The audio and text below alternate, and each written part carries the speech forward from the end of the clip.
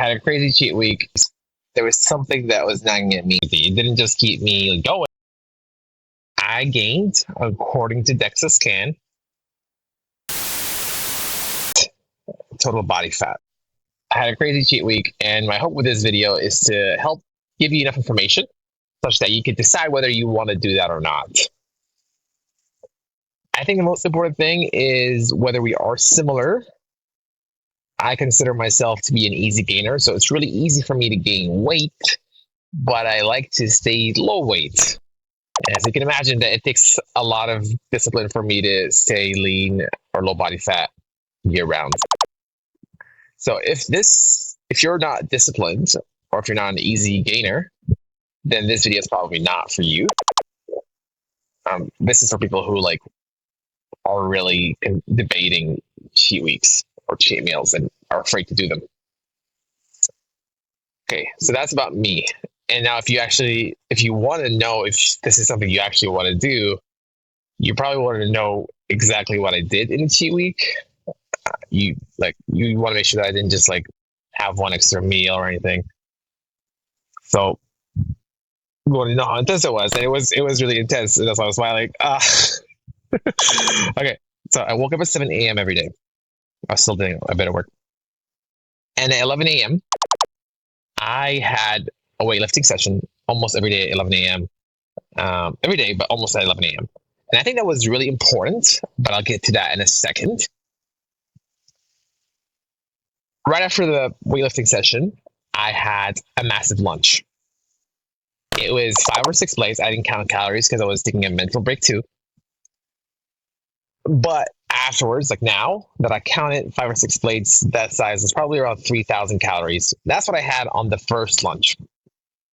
And it was awesome, but I was not able to walk easily after that. So throughout the week, I reduced that to about 4 plates so I could go swimming, etc.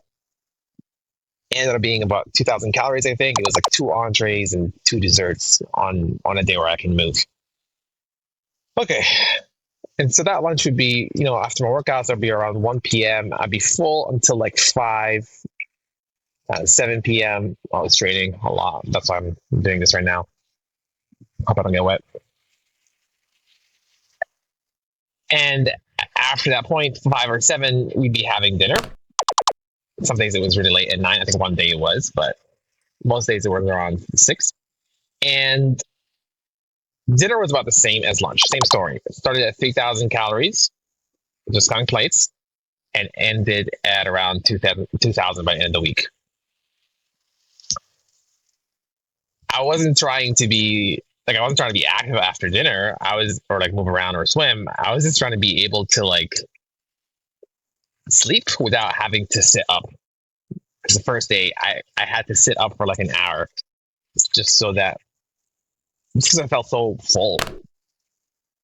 Okay, so on average, it was about 5,000 calories. So if you want to replicate, if this is something you'd want to replicate, is what it was is that I skipped breakfast. I had a weightlifting session, which I'm going to tell you why now. And then it's really pouring here. I had about 5,000 calories on average. Getting me thirsty. Getting humid. Okay. Now, what you probably want to know is the effects on me. That's not the most important part. And I think the most important number is how fat did it make me. And, I'm not really worried about that these days, but I used to be. And I remember what it was like, so I'm sharing it from that perspective. I gained, according to DEXA scan, 1.5% total body fat. And it would have been worse if it wasn't for this, I think it's kind of crazy fact. Although I gained 3 pounds of fat, I gained 9 pounds of muscle. And I think that not a huge portion of it, but having that workout right before that meal, having a weightlifting workout helped fraction or proportion more of that percentage to muscle. And so the bulk wasn't super dirty, I guess.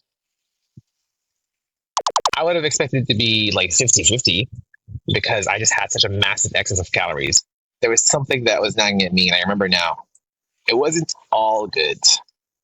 So DEXA actually gives you the proportion of fat and muscle that you gained and where, because it can do that. And although I gained, like I gained fat everywhere, I gained double the percentage of fat in my abdominals or trunk region, actually, is what it says, trunk, compared to the fat that I gained in my legs. So there was an unfortunate belly specific fat gain effect from this cheat week on me. So all in all, I gained a ton of muscle. I gained 1.5% total body fat. And there was an unfortunate increased gain of fat. It was disproportionate, affecting my belly negatively. And that's what I care about the most, right? I want to have like good looking abs as much as possible. That's what I care about. Okay.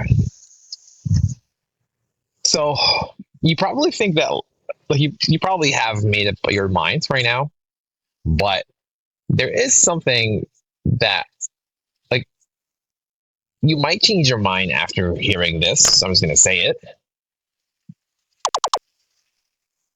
So I dieted for 6 months before this. When things would get tough, I would remember, like, oh, don't worry, in June you're gonna have a crazy cheat week. It's kind of sad, but it actually, like, it was a huge source of positivity. It didn't just keep me going; it actually kept me hopeful and excited, and it helped make it worth it. Obviously, there was also the gains. So sorry, that was emotional. I just want to label that well. So that was emotional. Physically, I told you I had those muscle gains. Those were good. And they're especially good, I think, long term on the diet because having extra lean mass increases your basal metabolic rate, and so just further calorie loss is going to be a little easier. Oh shit, I'm getting really wet here because of the rain. I'm gonna like get my legs facing this way. It's just like right here. We got an awning. Okay. um. So that was the good physical part. Obviously, there's bad physical parts. That fat gain percentage, that total body percentage fat gain, that's going to cost me 30 days to burn. The belly fat specific one, the abs one, I don't know how much time that one's going to cost me to reverse. To be honest, I don't know if it's technically even ever reversible. Probably is. I guess that's something I'll have to test. So do subscribe. I think that was all the negative physical effects that you probably care about, to be honest. There were some interesting ones, but you probably don't care about them for this one. Like my heart rate went up like 10 points, 10 beats per minute. It's basal. So that was kind of interesting. But the last thing is that, like, okay, would I do this again? I think, like, my experience might be helpful here. I would not do 5 to 6 plates for sure, like what I did on the first day. It just, like, the inability to move kind of made the experience worse. Not counting calories made the experience better.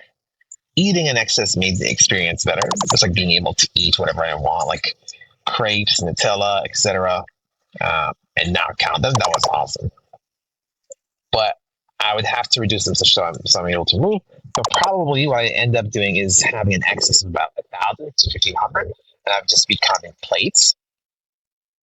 That way, that should also help with, like, the percentage of muscle gain as opposed to fat gains. But yeah, again, it's mostly the moving. And there's also the positive emotional effect. That's probably why I do it again, but just not as extremely. This time, I wanted to make sure that I tried best case scenario.